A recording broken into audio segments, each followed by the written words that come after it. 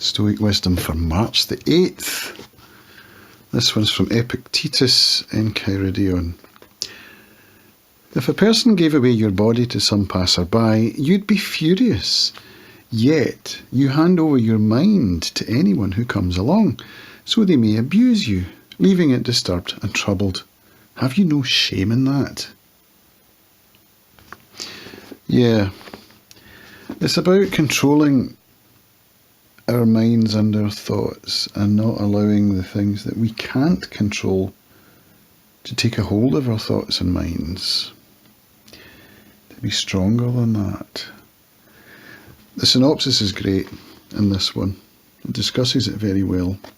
So if you want to read that, you know what to do. Get yourself a copy. Link in the description below. But I shall tell you a story of what happened yesterday when I was trying to get back home. I live on an island and we rely on a ferry to get us back.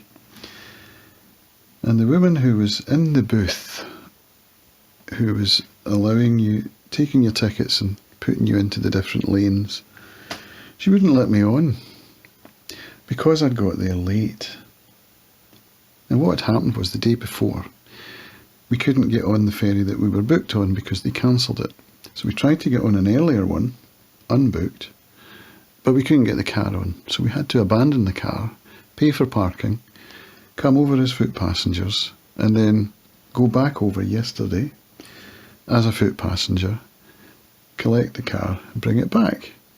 But if you go over on the boat, get to the car park, collect the car, bring it back to the booth, then you're classed as being late, even though the boat's still there and you have a booking.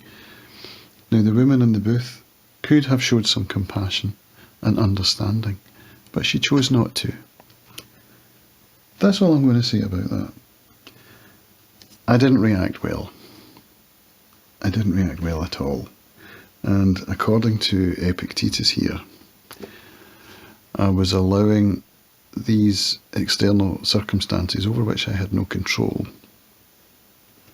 even though they were changeable, they were down to one person's authority. I allowed that to affect my mood for the rest of the day and even into today. And I am allowing that to happen. And honestly, I don't know how to stop it. And I read this stuff every day. I try and take it on board, and I try and act according to the lessons it teaches me. And yet, I'm handing over my mind to someone else. I'm allowing them to live rent-free in my head as it builds into a resentment. And for some reason I seem unwilling to let it go. Why is that? Whom does that hurt? Yeah, me. And then everyone around me, because I'm angry. And so it affects my relations at home. It affects my sleep. It's ridiculous. You would think I would know better by now. So, yeah, this has been helpful. I'll leave it there. You take from it what you will. Have you no shame in that, it says. Yeah, I do. Thanks for watching. See you tomorrow.